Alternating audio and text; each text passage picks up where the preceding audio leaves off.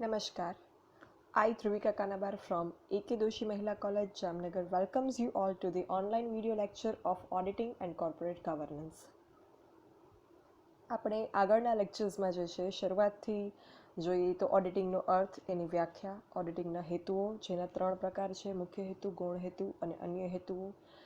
અને જે ગૌણ હેતુ છે એમાં પણ બીજા 2 સબટાઇપ્સ છે, ભૂલો અને બીજું છેતરપિંડીઓ, અને એમાં પણ આગળ ઘણા બધા સબટાઇપ્સ હતા, એ આપણે જોઈ ગયા. હવે જે છે એ આપણે ઓડિટિંગના ફાયદા અને ગેરફાયદા જોવાના છે. એ ઓડિટિંગ કરવાથી જે છે એ જે સંસ્થાનું ઓડિટિંગ કરવામાં આવી રહ્યું છે એ સંસ્થાને શું ફાયદો થશે, એ સંસ્થાની સાથે જે લોકોનું હિત સંકળાયેલું છે એ પક્ષકારોને શું ફાયદો થશે, એ પાર્ટીઝને શું ફાયદો થશે, એ વિશેનું ડિસ્કશન જે છે એ આપણે ઓડિટિંગના ફાયદાઓમાં કરીશું. પોઈન્ટ્સ તમે અહીંયા જોઈ શકો છો. ફર્સ્ટ છે હિસાબોના સાચાપણાની ગેરંટી. ઓડિટ કરવાથી જે છે એ જે હિસાબો લખાયા છે, જે નાણાકીય પત્રકો બનાવાયા છે, ફાઇનાન્શિયલ સ્ટેટમેન્ટ્સ લખાયા છે, એ હિસાબો સાચા હોવાની એક ખાતરી થઈ જાય છે. કારણ કે ઓડિટિંગનો હેતુ જ જે છે એ છે કે નફા નુકસાન ખાતું ધંધાની સાચો નફો ધંધાનો દર્શાવે છે કે નહીં તે જોવું, અને જે પાકો સરવૈયું છે, બેલેન્સ શીટ છે, એ ધંધાની સાચી અને વ્યાજબી આર્થિક પરિસ્થિતિ છે બતાવે છે કે નહીં, એ ચકાસવાનું કામ જ જે છે એ ઓડિટિંગનું છે. સો ઓડિટિંગની પ્રોસેસના અંતે જે છે એ ટ્રુથફુલનેસ ઓફ અકાઉન્ટ્સ જે છે, હિસાબોના સાચાપણા અંગેની ખાતરી પ્રાપ્ત થઈ જાય છે. સેકન્ડ પોઈન્ટ, ભૂલો અને છેતરપિંડીઓ શોધવી અને અટકાવવી. આપણે ગૌણ હેતુમાં જે ડિસ્કસ કર્યું, ગૌણ હેતુના મુખ્ય 2 પ્રકાર હતા. એક હતું ભૂલો અને બીજું હતું છેતરપિંડીઓ. ભૂલો જે છે એમાં બીજા 2 પ્રકાર હતા: કાચા સરવૈયાને અસર કરતી ભૂલો અને અસર ન કરતી ભૂલો.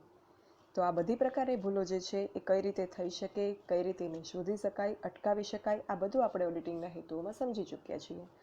ત્યારબાદ જો છેતરપિંડીની વાત કરીએ, એટલે કે જે સહજપણે નથી થતી, ઇરાદાપૂર્વક બદ ઇરાદા સાથે કરવામાં આવે છે. ભૂલો જે છે એ સહજપણે થઈ જાય છે, કોઈ કર્મચારીની અજ્ઞાનતાના કારણે થઈ જાય છે. પણ જે છેતરપિંડી છે, ફ્રોડ છે, એ જે છે એ જાણી જોઈને કરવામાં આવે છે. તો આ જે છેતરપિંડી છે એમાં પણ 2 ટાઈપ્સ હતી: ઉચાપત, એમાં પણ એમ્બેઝલમેન્ટ ઓફ કેશ, રોકડની ઉચાપત, અને મિસઅપ્રોપ્રિએશન ઓફ ગુડ્સ, માલની ઉચાપત. તો એ પણ કઈ રીતે થઈ શકે, કઈ રીતે એને શોધવી, અટકાવવી, આ બધું આપણે ડિસ્કસ કરેલું. ત્યારબાદ હિસાબી ગોટાળા, અકાઉન્ટિંગ ફ્રોડ્સ, એ પણ કઈ રીતે કરવામાં આવે છે, કઈ રીતે એને શોધી શકાય, આ બધું આપણે જોયું. તો ઓડિટ કરવાથી જે છે એક વસ્તુની ખાતરી થઈ જાય છે કે detection and prevention of frauds and error, ભૂલો અને છેતરપિંડીઓ શોધી અને અટકાવી શકાય છે. નેક્સ્ટ, કર્મચારીઓ પર નૈતિક અંકુશ. કર્મચારીઓને આવા સંજોગોમાં ખબર છે કે જે હિસાબો અમે લખી રહ્યા છીએ, જે કામકાજ અમે કરી રહ્યા છીએ, એના પર જે છે એ કોઈ ઓથોરાઇઝડ પર્સન એ બધી વસ્તુને તપાસશે, ચેક કરશે, ઇન્વેસ્ટિગેટ કરશે. સો આવી સિસ્ટમ અમલમાં હોવાથી કર્મચારીઓ જે છે એ કોઈપણ પ્રકારની ભૂલ કરતાં કોઈ સહજપણે એમનાથી ભૂલ ન થાય એમનું ખાસ ધ્યાન રાખશે, અને વધારે દરકારપૂર્વક કેરફુલી અકાઉન્ટ્સ લખશે. અને બીજું, જાણી જોઈને કોઈ ઉચાપત કે ફ્રોડ કરવાનો પ્રયત્ન કરશે નહીં. કારણ કે કર્મચારીઓને ખબર છે કે કોઈ પણ શંકાસ્પદ બાબત જો હિસાબોમાં જણાશે તો તેમને જે છે એ બોલાવવામાં આવશે, એમણે માહિતી અને ખુલાસાઓ આપવા પડશે, આધારભૂત પુરાવાઓ રજૂ કરવા પડશે, અને જો કોઈ ગુનો જણાશે તો એમને જવાબદાર ઠેરવવામાં આવશે. તો આવા સંજોગોમાં જે છે એ કર્મચારીઓ ઉપર, એમ્પ્લોઈઝ ઉપર મોરલ કંટ્રોલ રહે છે, નૈતિક અંકુશ રહે છે. નેક્સ્ટ, શેરહોલ્ડરના હિતનું રક્ષણ. શેરહોલ્ડરોનું કંપનીમાં મહત્ત્વ શું છે એ ચર્ચા મેં કરી છે કે શેરહોલ્ડરો જે છે એ કંપનીને મૂડી કેપિટલ પ્રોવાઈડ કરે છે, અને આ કેપિટલ જે છે એનું મેનેજમેન્ટ જે છે, કંપનીમાં એનો કાર્યક્ષમ ઉપયોગ કરવાનું જે કામ છે એ સંચાલકોનું છે. અને જે નફો કંપનીના કાર્યક્ષમ કાર્યવાહીથી થાય એ નફો જે છે એ શેરહોલ્ડરોની આવક બને છે. તો આવા સંજોગોમાં જે છે એ શેરહોલ્ડરોના હિતનું રક્ષણ કરવું એ કંપની માટે અત્યંત એક ફરજ જે છે એ જરૂરી બની જાય છે. અને ઓડિટેડ થયેલા હિસાબો જે છે એના ઉપર જ્યારે એમાં જે નફો હોય એના ઉપર જ્યારે ડિવિડન્ડ ચૂકવવામાં આવે ત્યારે એ ડિવિડન્ડ જે છે એની રકમ જે છે એ યોગ્ય છે એની ખાતરી મળે છે. તો ઓડિટેડ થયેલા હિસાબો પરથી જે છે એ શેરહોલ્ડરના હિતનું પણ રક્ષણ કરી શકાય છે. અને કંપની ધારો 2013 પર મુજબ કંપનીના હિસાબોનું જે છે ઓડિટ કરાવવું એ કમ્પલસરી છે. ત્યારબાદ ભાગીદારો વચ્ચે વિશ્વાસની લાગણી. જ્યારે કોઈ ભાગીદારી પેઢી હોય એમાં ભાગીદારો જે છે એમાં બધા ભાગીદારો જે છે એ મૂડી નથી લઈ આવતા હોતા. ભાગીદારીના હિસાબોમાં તમે ભણી ચૂક્યા છો કે ઘણીવાર એવું હોય કે અમુક ભાગીદારો મૂડી લાવતા હોય, અમુક ભાગીદારો એના સંચાલનમાં ભાગ જે છે એ ભજવતા હોય, અને નફા જે છે એ નફા માટે પણ ભાગીદારોએ મ્યુચ્યુઅલ અન્ડરસ્ટેન્ડિંગથી, પરસ્પર સમજૂતીથી જે છે એ પર્સન્ટેજ નક્કી કરેલા હોય કે કયા ભાગીદારનો કેટલો જે છે હિસ્સો એ પેઢીમાં રહેશે. તો હિસાબોને ઓડિટ કરાવવાથી જે છે એ ભાગીદારો વચ્ચે એક પ્રકારનો વિશ્વાસ છે એની લાગણી જળવાઈ રહે છે. કોઈ ભાગીદારનું પેઢીમાં પ્રવેશ, નિવૃત્તિ, મૃત્યુ કે કોઈ ભાગીદારી પેઢીનું જો વિસર્જન કરવાનું હોય, ધંધાનું વેચાણ કરવાનું હોય, ભાગીદારોની મૂડી અંગેનો નિર્ણય હોય, નફામાં હિસ્સા અંગેનો નિર્ણય હોય, પાઘડીની રકમ અંગેનો નિર્ણય હોય, તો આ બધા પ્રકારના જે છે એ નિર્ણયો લેતી વખતે આ ઓડિટેડ થયેલા હિસાબો જે છે એનો ઉપયોગ જે છે એ કરવામાં આવે છે. ભાગીદારી પેઢી 1932 જે છે એમાં પાર્ટનરશિપ એક્ટ આ મુજબ પણ જે છે એ ભાગીદારી પેઢીની જે બધી નિયમો છે એનું પાલન કરવામાં આવે છે કે નહીં એ ચેક કરવામાં આવે છે જ્યારે તેનું ઓડિટ કરવામાં આવે છે. નેક્સ્ટ પોઈન્ટ, ધંધાની નીતિ ઘડતર માટે. નીતિ ઘડતર એટલે ફ્રેમિંગ ઓફ પોલિસી. તમે બિઝનેસ ઓર્ગેનાઇઝેશન અને મેનેજમેન્ટ સબ્જેક્ટમાં જે છે એ 3 લેવલ્સ ઓફ મેનેજમેન્ટ ભણી ગયા છો. ટોપ લેવલ, મિડલ લેવલ અને બોટમ લેવલ. ઉચ્ચ સપાટી, મધ્ય સપાટી અને તળ સપાટી. આમાંથી નીતિ ઘડતરનું કામ જે છે એ કઈ સપાટી કરે? નીતિ ઘડતરનું કામ જે છે એ ટોપ લેવલ મેનેજમેન્ટ કરે છે. ટોપ લેવલ મેનેજમેન્ટ એટલે ઉચ્ચ કક્ષાના અધિકારીઓ. એ જે છે એ બધા પ્રકારના આયોજન કરે છે, નીતિ ઘડતરનું કાર્ય કરે છે. અને જે મિડલ અને બોટમ લેવલના કર્મચારીઓ છે એ લોકો જે છે એ ટોપ લેવલ દ્વારા નક્કી કરવામાં આવેલું આયોજન અને નીતિ જે છે એના પર અમલવારી કરે છે. તો આવી જે નીતિઓનું ઘડતર છે, યોજનાઓનું ઘડતર છે, એના માટે પણ ઓડિટેડ થયેલા હિસાબો જે છે એ જરૂરી બને છે. અહીંયા એક નીતિ શબ્દ જે છે એ બહુ પ્રચલિત શબ્દ છે, આપણે રોજિંદા વ્યવહારમાં પણ ઉપયોગ કરતા હોઈએ છીએ, પણ નીતિનો અર્થ શું? તો નીતિનો અર્થ એટલે કયું કાર્ય કઈ રીતે થશે એ અંગેના જે નિયમો હોય, શું કરવું શું ન કરવું, શું જે છે એ યોગ્ય ગણવામાં આવશે અને શું જે છે એ યોગ્ય ગણવામાં નહીં આવે, કયા પ્રકારના કામને જે છે એ ગેરકાયદેસર ગણવામાં આવશે, કયા પ્રકારના કામને કાયદેસર ગણવામાં આવશે, કયા પ્રકારની કામની જે સિસ્ટમ છે એ કર્મચારીઓએ ફોલો કરવાની છે. આ પ્રકારના કંઈક સવાલો જે છે એના અંગેના જવાબોની જે ગાઈડલાઈન હોય, માર્ગદર્શિકા હોય, એને આપણે સામાન્ય ભાષામાં નીતિ કહી શકીએ. ઓકે. નેક્સ્ટ પોઈન્ટ, ધંધાની ખરીદ કિંમત નક્કી કરવા માટે. આ પણ અકાઉન્ટમાં તમે એક સમ જે છે એ ગણો છો કે પરચેસ કન્સિડરેશન મેથડ અને નેટ એસેટ્સ મેથડ. ખરીદ કિંમતની પદ્ધતિ અને ચોખ્ખી મિલકતોનું મૂલ્યની પદ્ધતિ, આ બંને મેથડથી જે છે એ તમે ધંધાની ખરીદ કિંમત નક્કી કરતા હોય છે. એના જે એકાઉન્ટમાં સમ આવે છે તમે કેલ્ક્યુલેટ કરો છો. તો ધંધાની ખરીદ કિંમત જ્યારે નક્કી કરવામાં આવે ત્યારે ધંધો ખરીદનાર જે છે એ હિસાબો ઓડિટ કરાવે અને ત્યારબાદ જ જે છે એ ધંધાની વ્યાજબી ખરીદ કિંમત નક્કી કરી શકાય. અને ઓડિટેડ થયેલા હિસાબો પરથી જે છે એ ધંધાના દેવા અને મિલકતો જે છે, એસેટ્સ અને લાયબિલિટીઝ, એનો ખ્યાલ યોગ્ય રીતે આવે છે. સો ધંધાના ખરીદ કિંમત નક્કી કરવા માટે, પરચેસ પ્રાઇસ કેલ્ક્યુલેટ કરવા માટે પણ જે છે એ ઓડિટેડ થયેલા હિસાબો પર જ વિશ્વાસ મૂકવામાં આવે છે. ત્યારબાદ કરવેરા અધિકારીઓનો વિશ્વાસ મેળવવા માટે જે ઇન્કમટેક્સ ઓથોરિટીઝ છે, એ ઇન્કમટેક્સ ઓથોરિટી જે છે એ પણ ઓડિટેડ થયેલા હિસાબો જે છે એને જ માન્ય રાખે છે. મતલબ કે જ્યારે ટેક્સ કેલ્ક્યુલેશન કરવાનું આવે, જ્યારે કરવેરાની ગણતરી કરવાની આવે, ત્યારે નફા પર જ્યારે કરવેરાની ગણતરી થતી હોય, આવક ઉપર થતી હોય, ત્યારે આ આવક કે નફો જે છે એ અકાઉન્ટ્સ જે બનેલા હોય એને પહેલાં ઓડિટ કરાવવા જરૂરી છે. અને એ ઓડિટ થયા બાદ જ જે છે એના પર ટેક્સ કેલ્ક્યુલેશન થઈ શકે અને એના પછી કેલ્ક્યુલેટ થયેલો ટેક્સ જે છે એ જ આપણે ઇન્કમ ટેક્સ પે કરી શકીએ. સો આ છે ઓડિટનો એક ફાયદો. ત્યારબાદ છે શાખ ધિરાણ અને લોન મેળવવા. આપણે જાણીએ છીએ કે કોઈ પણ ધંધો હોય એ ધંધો જે છે એ એમાં લોન લેવામાં આવતી હોય છે, ધિરાણ લેવામાં આવતું હોય છે. એ પછી ધંધાની કોઈ લાંબા ગાળાની મિલકતો ખરીદવા માટે હોય કે કોઈ રોજિંદા કામ માટે હોય, પણ ધંધો જે છે એ ઉછીના નાણાં ધંધામાં મેળવવામાં આવતા હોય છે. કંપની હોય, ભાગીદારી પેઢી હોય કે કોઈ પણ બિઝનેસ હોય. તો આ ઉછીના નાણાં કે લોન છે એ જ્યારે બેંક પાસેથી કે કોઈ ફાઇનાન્શિયલ ઇન્સ્ટિટ્યુશન પાસેથી, કોઈ નાણાકીય સંસ્થા પાસેથી જ્યારે પેઢીને લેવી હોય, કંપનીને લેવી હોય, ત્યારે સૌપ્રથમ તો જ્યાં પણ લોન લેવા માટે કંપની જશે, કોઈ ફાઇનાન્શિયલ ઇન્સ્ટિટ્યુશન હોય કે બેંક હોય, તો આ જે છે આવી સંસ્થા જે છે કે જે નાણાં ઉછીને આપવાની છે એ સૌપ્રથમ તો આવકનું જે છે એ પ્રમાણપત્ર માગશે અથવા તો એવા ડોક્યુમેન્ટ્સ માગશે કે જેનાથી કંપનીની જે છે એ કંપનીનો નફો જે છે એ અશ્યોર થાય.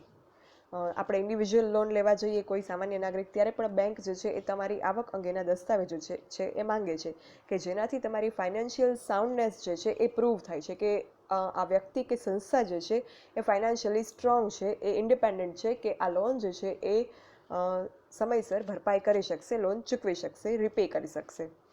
તો જ્યારે આવે કોઈ લોન કે શાક ધિરાણ મેળવવું હોય ત્યારે પણ જે છે એ હિસાબો જે રજૂ કરવામાં આવે એ હિસાબો ઓડિટેડ થયેલા હોવા જરૂરી છે.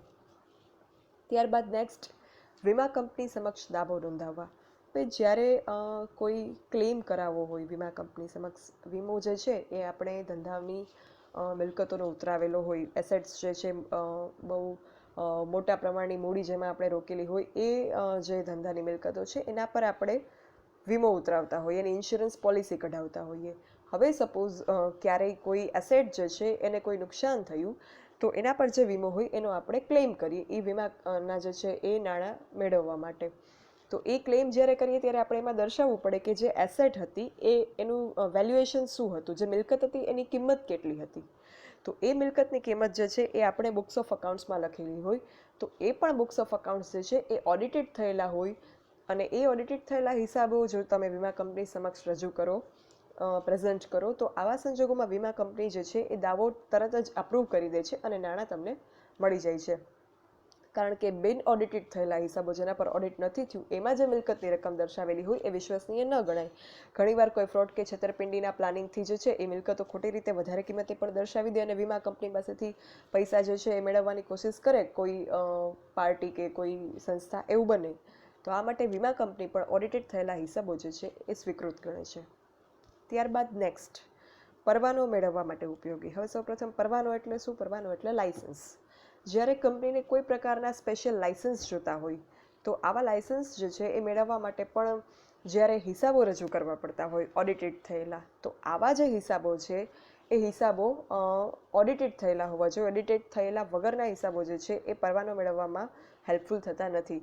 For example, import export licence મેળવવું હોય, કોઈ કંપની જે છે એને કોઈ વસ્તુ ઇમ્પોર્ટ કરવી હોય કે પોતાની જે પ્રોડક્ટ છે એને ગ્લોબલ માર્કેટમાં લોન્ચ કરવી હોય, એક્સપોર્ટ કરવી હોય, મોકલવી હોય, તો આવા સંજોગોમાં એનું લાયસન્સ જે છે એ મેળવવા માટે એને હિસાબો ઓડિટ કરાવવા જરૂરી છે.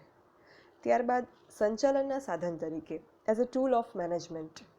જ્યારે ઓડિટિંગની પ્રોસેસ જ્યારે કરવામાં આવે ત્યારે આ પ્રોસેસ પરથી જે છે ઘણી બધી વસ્તુઓ ધંધાને લગતી જે છે મેટર જે છે એ લાઇટમાં આવે છે, એ ખબર પડે છે.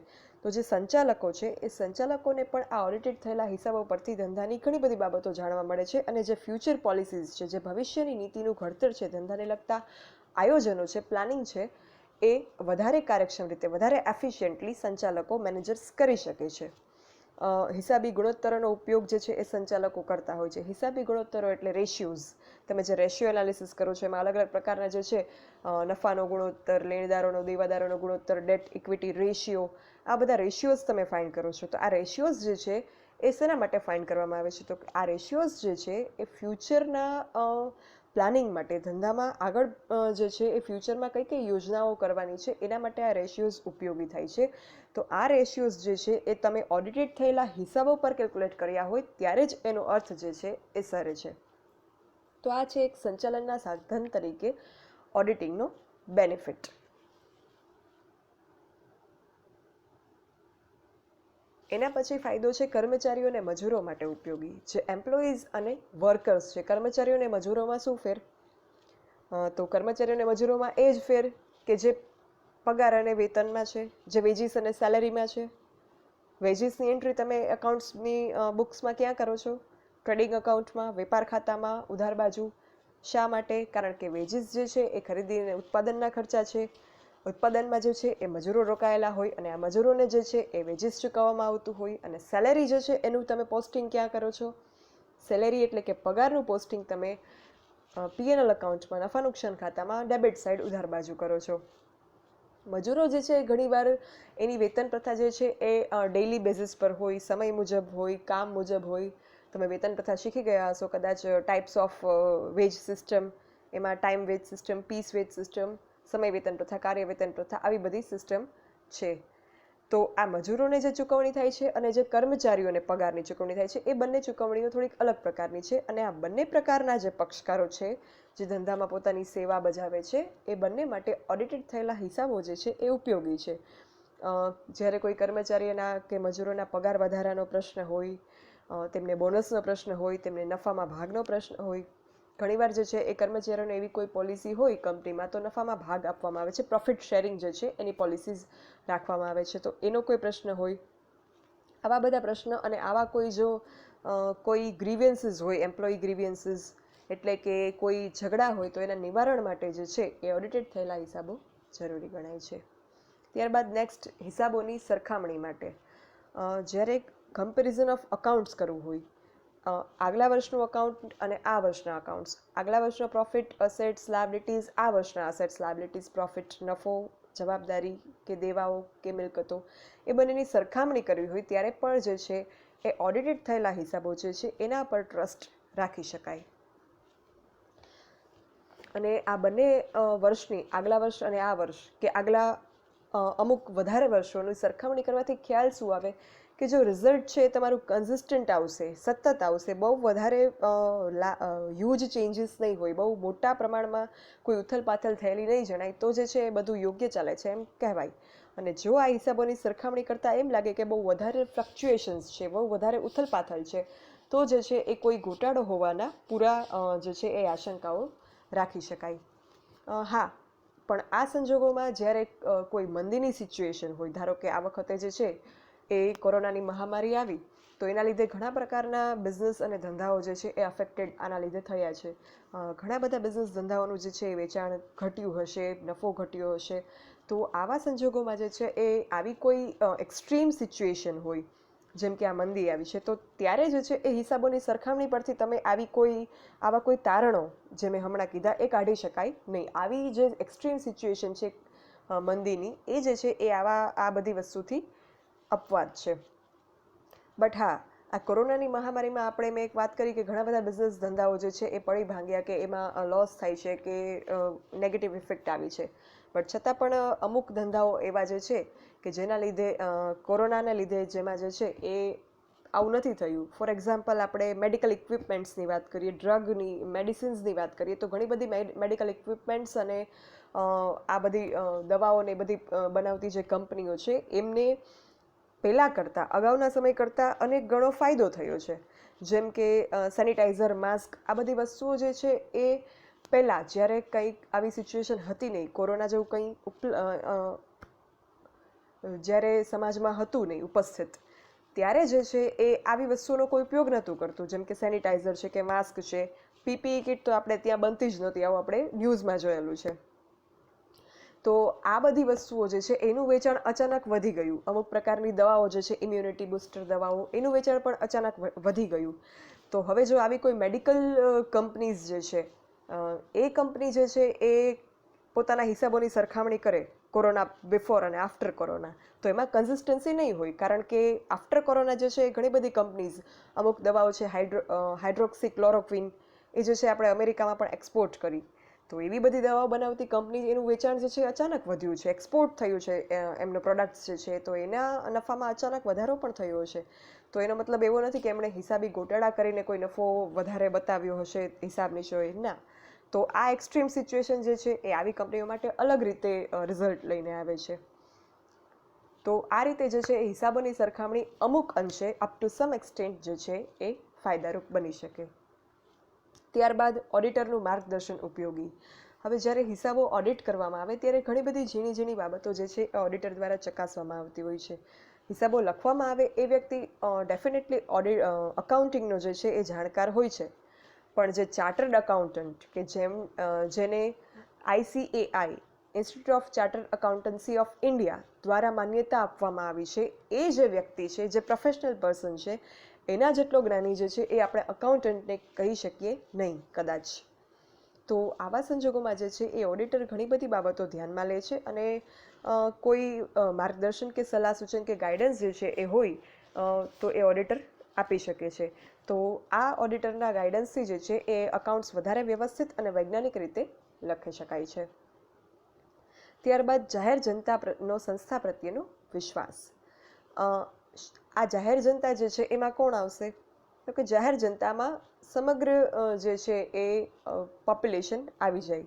આમાં આપણે શેરહોલ્ડરોની વાત નથી કરતા, કારણ કે શેરહોલ્ડરો કંપની સાથે ડાયરેક્ટલી રિલેટેડ છે. જ્યારે જાહેર જનતા જે છે એ કંપની સાથે ડાયરેક્ટલી રિલેટેડ નથી. બટ હા, જાહેર જનતા જે છે એમાંથી જો કોઈને શેરમાં ઇન્વેસ્ટ કરવું હોય કંપનીના, તો ઓડિટેડ થયેલા હિસાબો જ્યારે જોવામાં આવશે ત્યારે જ એના પરથી શેર ઇન્વેસ્ટમેન્ટનું ડિસિઝન જે છે એ યોગ્ય રીતે લઈ શકાશે. જાહેર જનતાનો વિશ્વાસ જે છે એ પણ આવા ઓડિટેડ થયેલા હિસાબો પરથી ગેઇન કરી શકાય. ત્યારબાદ ભાગીદારી પેઢી, ટ્રસ્ટ અને સહકારી મંડળી માટે ઉપયોગી. જે ઓડિટેડ થયેલા હિસાબો છે એ ભાગીદારી પેઢી માટે કઈ રીતે ઉપયોગી છે, તો એની આપણે ભાગીદારોનો વિશ્વાસ કઈ રીતે મળી શકે એની ચર્ચા આપણે કરી. તો ભાગીદારી પેઢી માટે આ જે હિસાબો જે છે એ ભાગીદારી પેઢીના વિસર્જનને લગતા નિર્ણયો, નવા ભાગીદારની એન્ટ્રીના નિર્ણયો, પાઘડીના નિર્ણયો, નફાના વહેંચણીના નિર્ણયો, આ બધા નિર્ણયો લેવા માટે પણ ભાગીદારી પેઢીમાં જે છે એ ઓડિટ થયેલા હિસાબો જે છે એનો ઉપયોગ કરવામાં આવે છે. ત્યારબાદ ટ્રસ્ટ માટે કઈ રીતે જે છે આ હિસાબો ઉપયોગી થાય? તો ટ્રસ્ટ એટલે શું? તો કે ટ્રસ્ટ એટલે એવી સંસ્થા કે જેનું સંચાલન જે છે એક ટ્રસ્ટીઓના ગ્રુપ દ્વારા કરવામાં આવે છે, અને આ સંચાલન જે છે એ યોગ્ય રીતે થવું જરૂરી છે, કારણ કે આ ટ્રસ્ટ જે છે એમાં ઘણા બધા સામાન્ય જનતાનું હિત જે છે એ સમાયેલું હોય છે. ટ્રસ્ટની હોસ્પિટલ્સ હોય છે, ટ્રસ્ટની કોલેજીસ હોય છે, આ બધી સંસ્થાઓ જે છે એની સેવાઓનો આપણે લાભ મેળવતા હોઈએ છીએ. તો આ જે ટ્રસ્ટ છે એમાં હિત ધરાવનારી વ્યક્તિઓ જે છે એમનો ટ્રસ્ટી પરનો વિશ્વાસ છે એ હિસાબો ઓડિટ થવાથી વધે છે, અને ઓડિટ દ્વારા જે છે એ ટ્રસ્ટીઓ પર પણ એક પ્રકારનો અંકુશ રહે છે, અને ટ્રસ્ટીઓને પણ જે છે એ ઓડિટના કારણે માર્ગદર્શન પણ મળે છે કે કઈ રીતે વધારે આ ટ્રસ્ટ જે છે એનો વહીવટ જે છે એને સારી રીતે ચલાવી શકાય. અને જો કોઈ કાયદાની જોગવાઈનો ભંગ થતો જણાય તો એના પર પણ જે છે એ રેડ સિગ્નલ ટ્રસ્ટીઓને મળે છે, અને તરત જ એ વસ્તુ જે છે એને સુધારી શકાય છે. ત્યારબાદ સહકારી મંડળી માટે ઉપયોગી. સહકારી મંડળી એટલે એવું એક ગ્રુપ કે જે એક સરખી પ્રવૃત્તિઓ કરતા, એક સરખી બાબતમાં રસ ધરાવતા, એક સરખું હિત જે છે એ ધરાવતા લોકોનો એક સંઘ હોય છે, સમૂહ હોય છે, કે જે કોઈ એક પ્રકારનું કામ કરતા હોય. તો આ સહકારી મંડળી જે છે એ સહકારી મંડળીમાં પણ ઓડિટેડ થયેલા હિસાબો જે છે એના પરથી સંચાલકોની કાર્યક્ષમતાની જે છે એ તપાસ થઈ જાય છે, અને સહકારી મંડળીને યોગ્યતા પ્રમાણે રેન્ક આપવામાં આવે છે. તેના હિસાબો જે છે એ ઓડિટ થઈ જાય ત્યારબાદ એ હિસાબોને ચકાસીને કે એ હિસાબો પરથી ખ્યાલ આવે કે કઈ સહકારી મંડળી જે છે એ વધારે કાર્યક્ષમ રીતે કામ કરે છે, અને આ કાર્યક્ષમતા ઉપરથી જે છે એ મંડળીને રેન્ક આપવામાં આવે છે. તો આ બધી પ્રોસેસમાં પણ જે છે એ ઓડિટિંગનું કામ ખૂબ જ ઉપયોગી નીવડે છે. તો આ હતા ઓડિટિંગના ફાયદાઓ. Thank you. જો કોઈને કોઈ પણ ક્વેશ્ચનમાં, અત્યાર સુધી જેટલા પણ ક્વેશ્ચન ચાલ્યા, કોઈ પણ ક્વેશ્ચનમાં ક્યાંય પણ કોઈ પણ પ્રકારની તમને ક્વેરી હોય તો તમે આ મેલ આઈડી પર મેલ કરી શકો છો. Thank you.